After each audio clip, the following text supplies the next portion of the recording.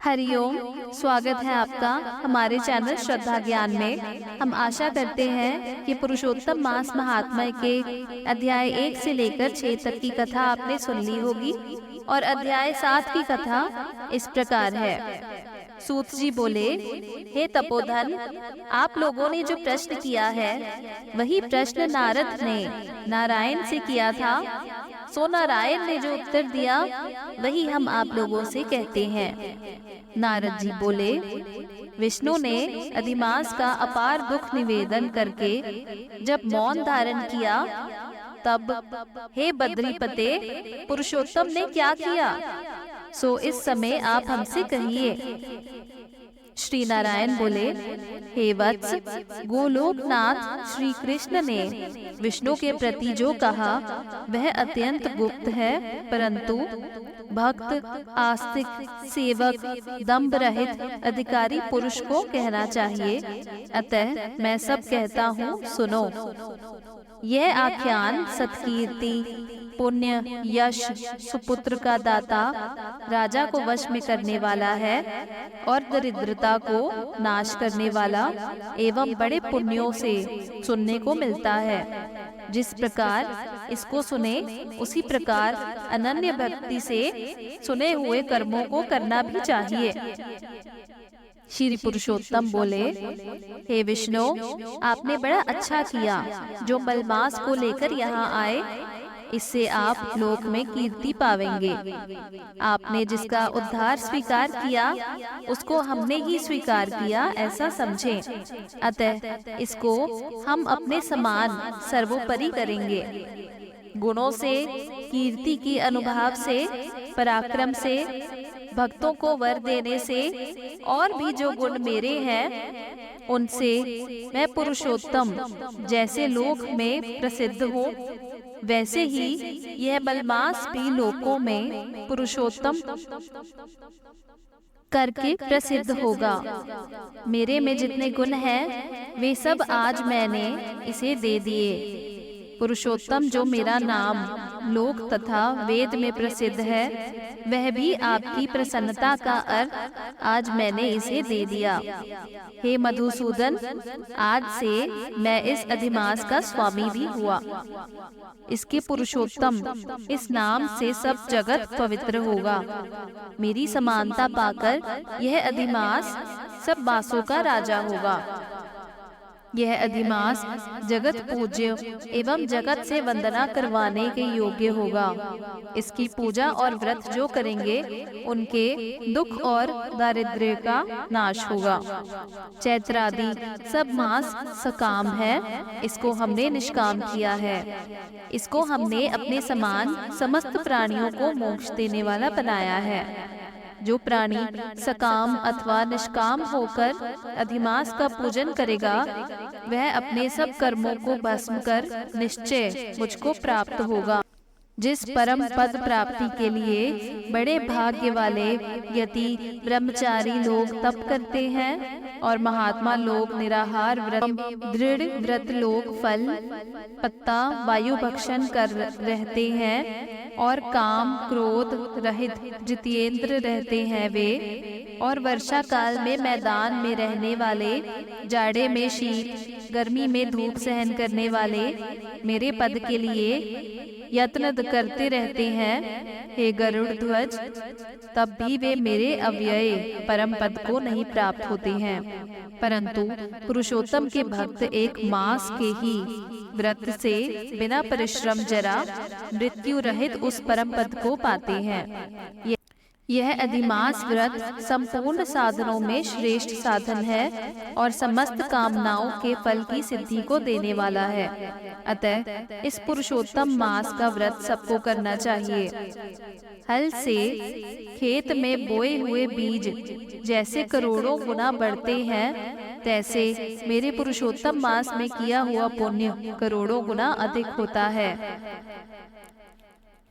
कोई चातुर्मास आदि यज्ञ करने से स्वर्ग में जाते हैं, वह भी भोगों को भोगकर पृथ्वी पर आते हैं। परंतु जो पुरुष आदर से विधि पूर्वक अधिमास का व्रत करता है, वह अपने समस्त कुल का उद्धार कर मेरे में मिल जाता है, इसमें संशय नहीं है। हमको प्राप्त होकर प्राणी पुनः जन्म मृत्यु भय से युक्त एवं आदि व्याधि और जरा से ग्रस्त संसार में फिर नहीं आता।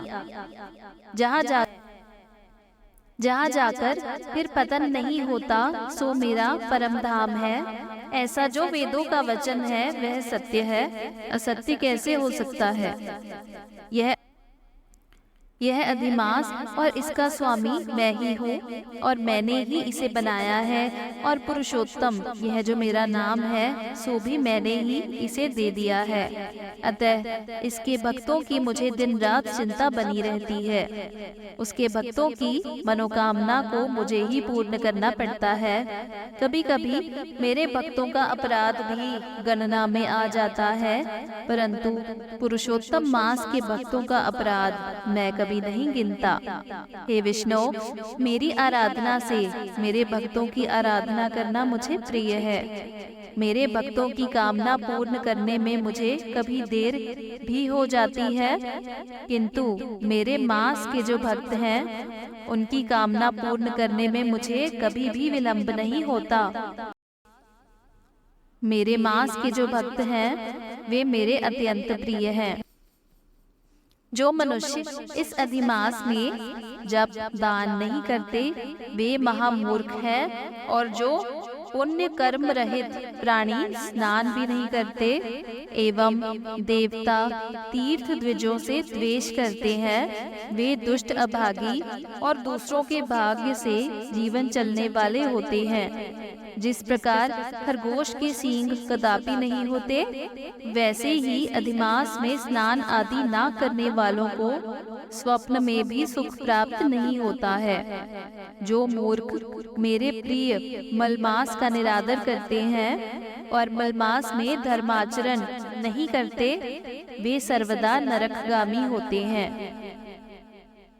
प्रति तीसरे वर्ष पुरुषोत्तम मास प्राप्त होने पर जो प्राणी धर्म नहीं करते, वे कुंभीपाक नरक में गिरते हैं और इस लोक में दुख रूप अग्नि में बैठे स्त्री पुत्र पौत्र आदिकों से उत्पन्न बड़े भारी दुखों को भोगते हैं। जिन प्राणियों को यह मेरा पुरुषोत्तम मास अज्ञान से व्यतीत हो जाए, वे ऐसे सुखों को भोग सकते हैं। जो भाग्यशालिनी स्त्रियां सौभाग्य और पुत्र सुख चाहने की इच्छा से अधिमास में स्नान दान पूजन आदि करती हैं, उन्हें सौभाग्य संपूर्ण संपत्ति और पुत्र आदि यह अधिमास देता है।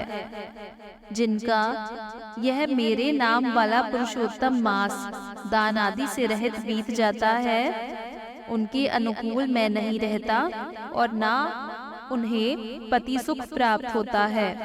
भाई पुत्र धनों का सुख तो उसे स्वप्न में भी दुर्लभ है।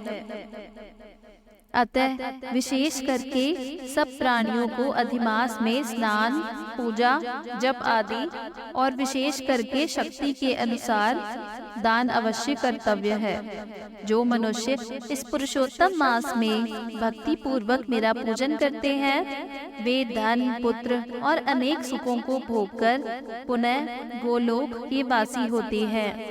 मेरी आज्ञा से सब जन मेरे अधिमास का पूजन करेंगे। मैंने सब मासों में उत्तम मास इसे बनाया है, इसलिए अधिमास की चिंता त्याग कर हे रमापते, आप इस अतुलनीय पुरुषोत्तम मास को साथ लेकर अपने वैकुंठ में जाओ। श्री नारायण बोले। इस प्रकार भगवान श्री कृष्ण के मुख से रसिक वचन श्रवण कर विष्णु अत्यंत प्रसन्नता पूर्वक इस मलमास को अपने साथ नूतन जलधर के समान श्याम भगवान श्री कृष्ण को प्रणाम कर गरुड़ पर सवार हो शीघ्र बैकुंठ के प्रति चल दिए। भक्तजनों, आगे की कथा हम अगले अध्याय में सुनाएंगे। अगला अध्याय आप तक पहुंच जाए, इसलिए चैनल को सब्सक्राइब करना मत भूलिएगा। वीडियो को लाइक भी कीजिए ताकि ये दूसरे भक्तजनों के पास भी पहुंच पाए, और शेयर भी कीजिए। हरि ओम।